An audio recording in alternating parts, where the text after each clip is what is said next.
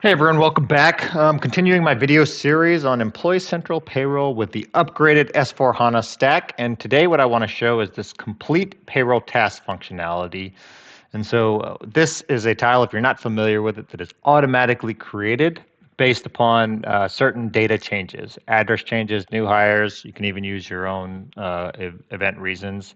And what it does is it embeds payroll UIs here, mashups, where you can kind of see that this person had an address change. And then as a payroll admin, I can kind of click into the different ones, resident tax area, work tax area, unemployment, W-4, and see this. But the big thing to kind of showcase here is how consistent this looks with the Horizon theme, right? And so it looks a lot better. This is an ABAP WebDAM Pro, but prior to the upgrade, it looked much different. And so now, you can see what it looks like here, but it looks very consistent, embedded directly within SuccessFactors. So I think this is awesome. All right, thanks for watching.